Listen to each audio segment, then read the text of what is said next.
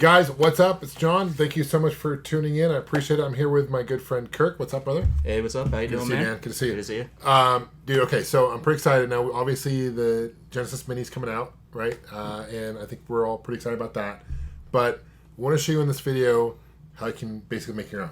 Exactly. Yeah. Okay, so let's go over kind of the parts and what you need to build your own Genesis Mini. Okay? So first thing you need is a Raspberry Pi. Right. You want a 3 or a 3B plus. 3B plus. Okay, and those run what? $25? $35. $35. Okay. Yeah. You also need what? An SD card. An SD card. At least 16 gig. At least 16 gig, and I noticed it does make a difference what type of SD card you get. Correct. Yeah, the class of the card does matter because it does a lot of loading. Yeah. So it can take a considerable amount of time depending on the speed of your SD card. So we had one card, for example, was a 16 gig one. It just took forever. Yeah, it was a class 3. It was took 3 minutes to 3 minutes. Yeah, at least. Where then we had another one. It just like it was a class 10. Yeah, it was like 30 seconds. Yeah. Definitely invest in a good SD card. You need also some type of controller, right? Exactly. So Retrobit does these. I did a review on these recently. These are really cool. These are official licensed Genesis controllers. 6-button. You get a USB one. They come in blue, which is here, and they also come in black. Right. These retail for $20 on Amazon. Those are the ones I prefer to use. Okay, yeah, right. No lag. They're really nice. No lag, really nice. They feel like the real deal. It also takes the 8-bit DOE. These M30 Bluetooth. Right. These are $10 more for $30, but they're Bluetooth. Right. They're really nice controllers too. So they work well and they pair easy. So awesome. A lot of people have trouble pairing with this. So using Blast16, you're not going to have a problem pairing. So there's also other controllers, like any USB controller. Plug it in. Work. Those are just two examples of multiple ones. Basically, the front end has a database, and then if it's not in the database, it'll automatically have you map it yourself. Okay, awesome.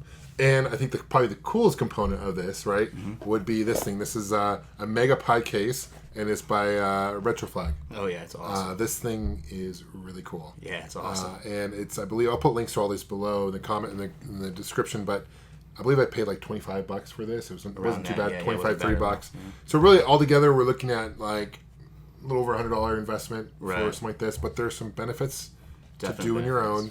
And let's take out this case because again, I mean, I'll do another video here. Move out of your way here. Yeah, you're good. Let me just unplug the HDMI. Check this case out. The quality of it it's amazing. Awesome. Yes. And when you power it in, check it out. When you power it on, the light does turn. It's not obviously plugged in now, but when you do plug, the light does light up like the old school Genesis. It's got the safe shutdown switch as well, which works. Okay. Does the reset button work? The reset button works as well. So the reset button does work. The volume thing here, if you, I don't know, I guess you can store SD cards in there, I guess. Yeah, for sure. That's really cool. Or cheat codes. HDMI. So this outputs at what, 1080p? 1080p, but Blast16 for some reason runs at 720. Okay, so Blast16. Right, yeah. So, I mean, the output, it really doesn't affect the case. It's just it's got a headphone jack, too, so you can put some headphones in. If you use your 3.5 inch. But it also has two obviously USB in the front, where you plug in the controllers. Really easy to hook up, guys. I'll put a link to the PDF on how to set it up, all that good stuff. You basically, what you want to do is take the games, the ROMs, right? Right, you get a USB drive. That's the easiest way to do it. You can do it via SSH. But the easiest way to do it is to get a USB drive. You format it FAT32. FAT32. And then you make a folder called Games.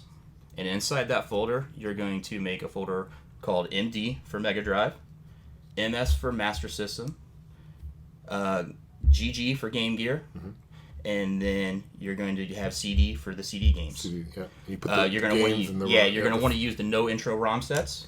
Okay. Because all the artwork and everything that you can download that's available on their website will match up with that naming convention.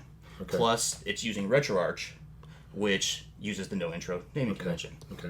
So that's a big benefit of doing this also is you have different cores. So you can just play other than just Mega Drive games. You can also play Sega CD games, Genesis games.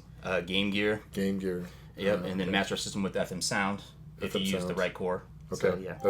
That's something we'll show in a little bit. That's cool. Yeah, we'll definitely show you the interface. It looks really cool. And supposedly, the guy who built this was working with M2 with Sega for the Mini, I guess.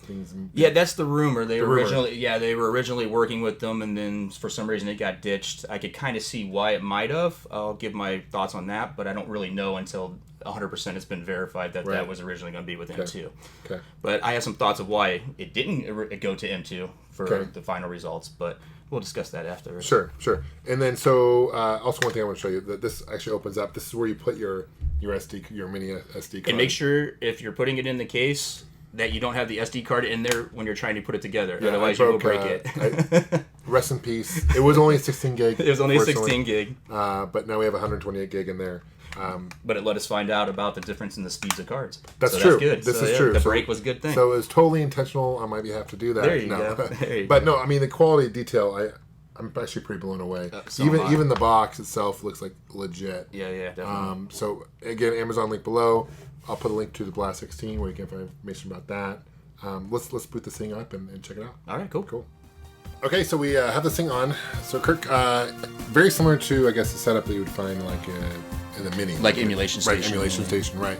So everything's alphabetical. Some of these don't have images, I guess, right? Because either I didn't copy the artwork over, or I didn't use the same naming convention as no intro. That's why it's important to get the no intros. Okay. They're also not high-res images. Basically, it looks like, when you put an image over, even if it is high-res, it downsamples it, probably to save memory because you're using up high. So and it doesn't they're not as high here. resolution. It kind of shrinks it down to this right. Yeah, it shrinks it down. Yeah, cool. So it actually resizes them proportionally. Resizes it proportionally. Yeah, so it's nice that way. That never came out in the States, did it? No, I don't think so. It's a European release, I think. So that's another benefit of, I guess, getting something like this. You can play games you normally wouldn't be able to play. Exactly. Yeah. Okay, you can also hit the shoulder button, so you can go by like the letter. Alphabetical.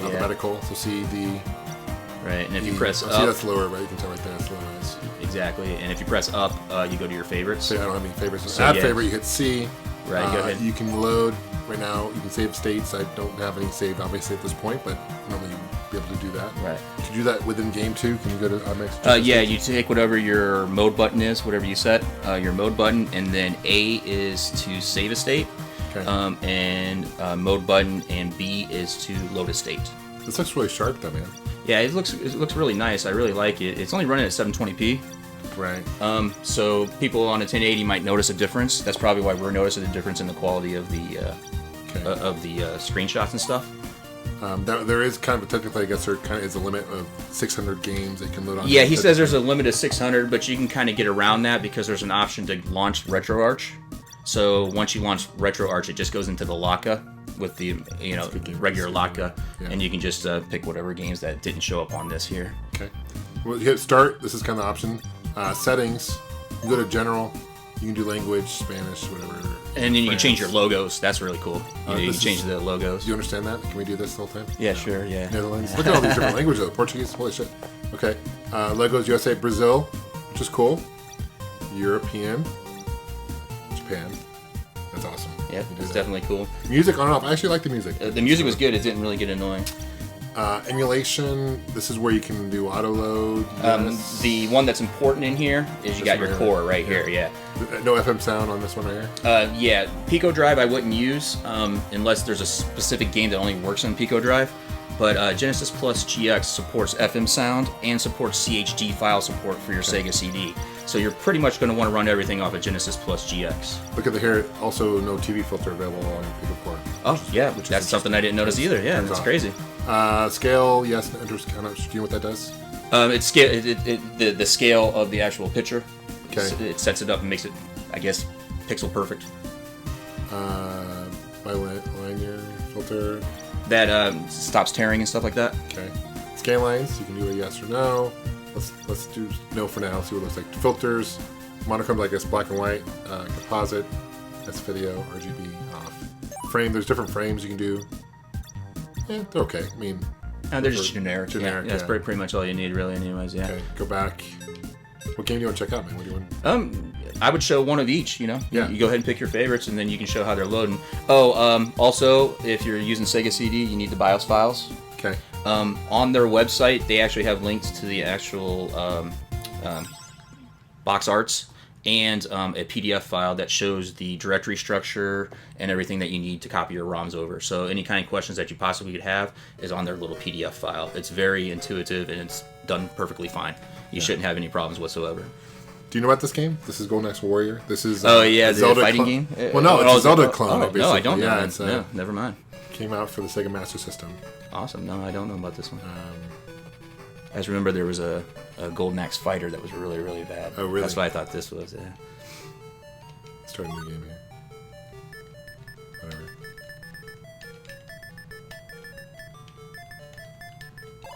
Okay, the buttons. Yeah, okay, there's some push and C here. Okay, no worries. Because remember, there were only two buttons. Only two buttons on the Master System, so it probably took B and C. There's no start button either. I mean, yeah, it's all on the same one, yeah. Okay. So, I mean, yeah. Oh, so it's like a role-playing game. No, it's like a Zelda clone. Yeah, that's awesome. Totally. But look at the colors just pop. And the Sega Master System has so much better colors. Color palette. But look at me, it's like a clone. It's exactly like it. Yeah, it's awesome, though. And it's actually a really hard game. It's pretty rare. Pretty expensive game to get. But anyway, it looks sharp. I mean, even in 720, it looks, I'm playing terrible, but... Yeah, I mean, we can't really complain when we see these things at 720. Like, the new, N64 that comes out, I can pretty much guarantee it's going to be running at 720p. So mode 8 saves the state. Yep. And then if I hit, let me go to a different screen here. Yeah. If I hit mode B, it goes back to the save state. There you go. Which is cool. Mode C goes back to the menu. So we'll see how long it takes. And this is where the importance of a fast SD card is. Yeah, because the other one we use and it took like 30 seconds. And I noticed with a slower SD card, even when you're scrolling through games, it would lag. It lag a little bit. It wouldn't catch up. So, okay, so that was a Sega Master System game. Genesis gotta go with Aladdin. This is like exactly. That's the best one. Much better than the Super Nintendo. Much better. I was arguing with someone. Same here. It's like anybody that says the Super Nintendo version of Aladdin is better than Genesis. No way. Oh man, it drives me nuts. It doesn't even compare if you ask me. Oh, let's add some scan lines. Let's see what it looks like here. Sure. Hold on. Let's change the settings and kind of look at the wood, see how it changes it. Now the guy wants to add more cores eventually, right? The guy who did this kind of. I don't know if he wants to, but I'm sure everybody in the community wants to, and I'm sure that's probably what they're going to do. I mean, all this is kind of open source. Yeah, I definitely, suggest if you guys want to see more stuff, donate to his Patreon and tell him what features you want. Yeah. Scan lines, monochromes, black and white. Let's see, composite. Yeah, that'll work cool. It'll make it look like an old school TV. Still fighting a little bit of bugs, so pardon me.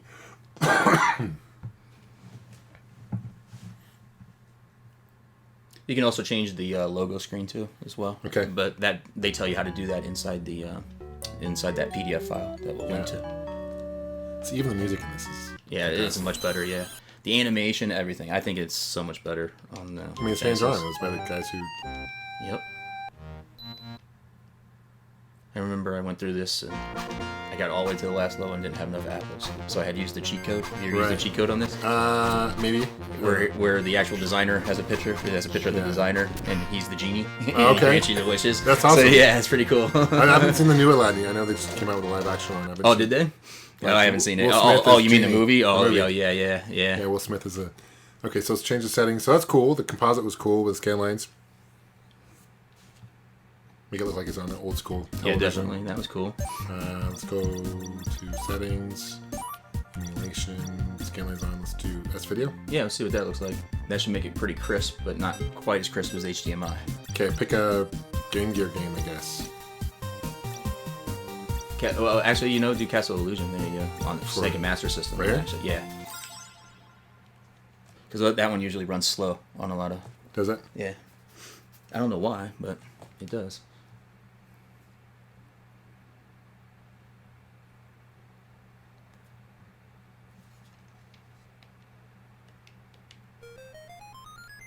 Once upon a mouse.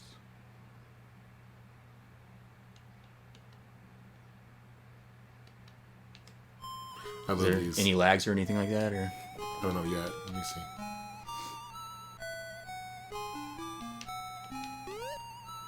I haven't messed with the pie in so long. I think you have to push up. Pick a door, yeah.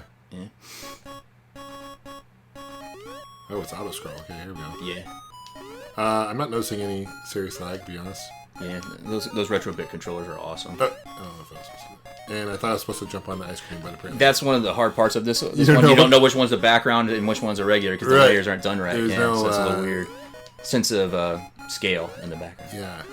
Whereas games like parallax scrolling. Parallax scrolling, yeah, there you go. Okay. That's cool. I mean, yeah, it's definitely cool. I mean, everything's running smoothly. It's definitely worth it just to be able to get those extra titles.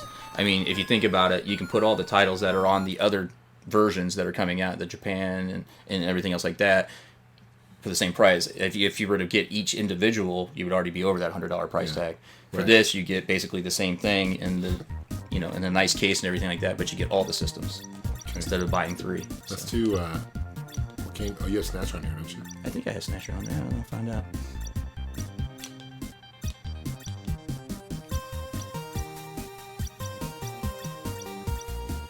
No, that's okay. Did I not put Snatcher on? I think I had to put it. Should be that way. I think you were too far over.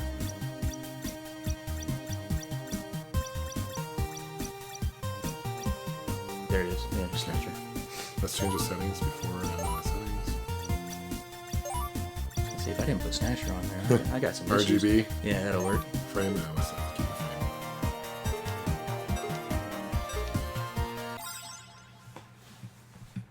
Really is a nice interface, though. I really. Yeah, it is. Yeah, they did a good job with it.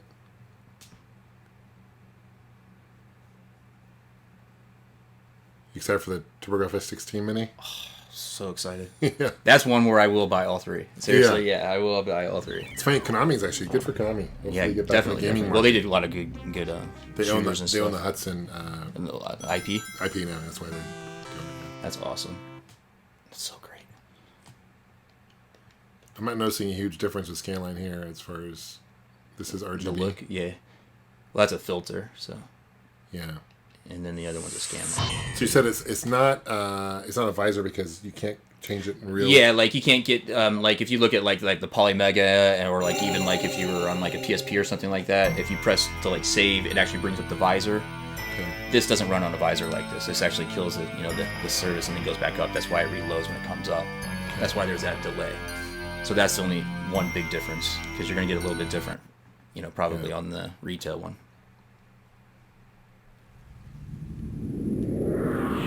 Seems to be running great there.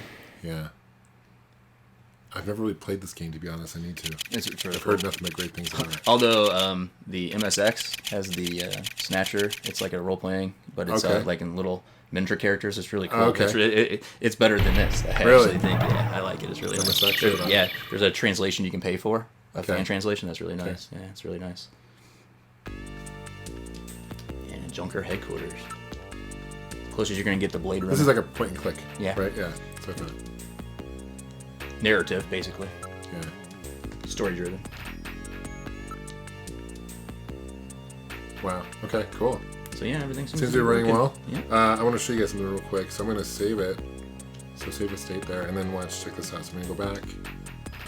Yep. There we go. I just want to show them what it looks like when you load. Yeah. Did you see the output? It created the thumbnail. So there's some things that they haven't hidden too well. That and the notifications. So now when you click on that, if you go to load, there's your state. So you can do 4. Right. Now, if it was running as a visor or something like that, you'd be able to do that from anywhere inside the game without having to exit out and then go back in. Sonic CD is one of my favorite CD. Go for it, man. See if it runs good. I want to see what it looks like without any filters on. Gotcha.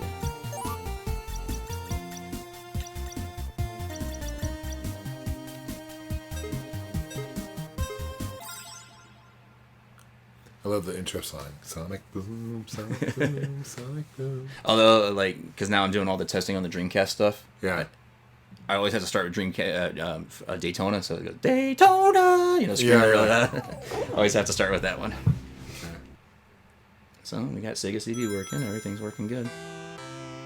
I would recommend only doing a few games at a time if you're going to copy them over on the USB, because it takes a while, and it does do that resizing of the artwork if you copy the artwork at the same time. It took a long time. It took a long time, yeah. Like 10 minutes. Yeah, it'll probably be quicker, though, on a better SD card, though. Right. But still, it still took a while. So I would just put, 50 on at a time at the most. Yeah. Still one of the best intro songs, I think, though, of any... Oh, missed it. Yeah, it's classic. It actually looks really good. There's no tearing, if you notice that.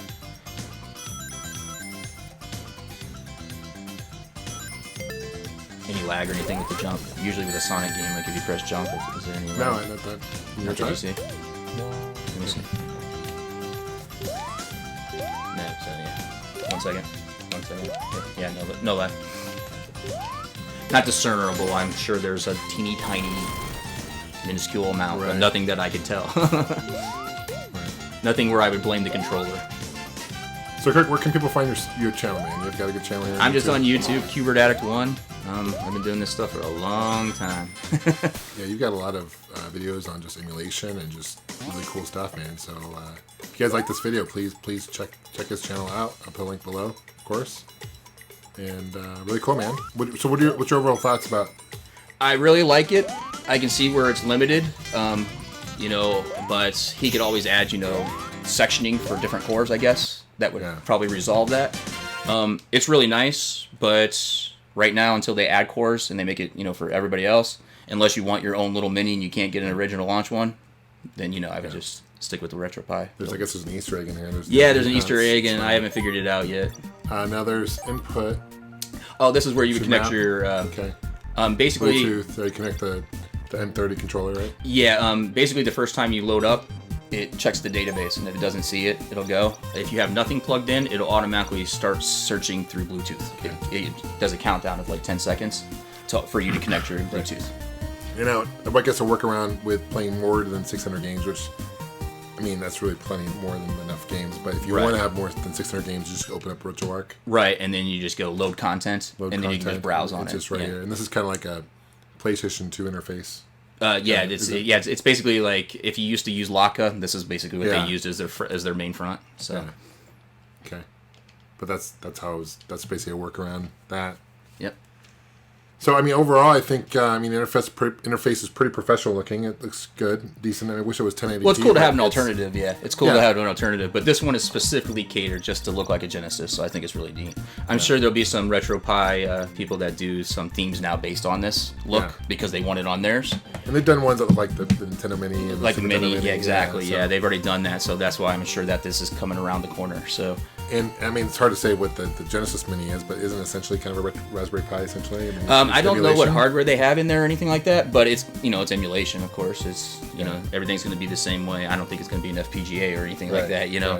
Especially for the price that it's going. But well, I appreciate your time, man, and thank you for checking this out, guys. Please thank you for subscribing and turning on your notifications and all that good stuff. We'll have more videos in the future, and take care. Game on.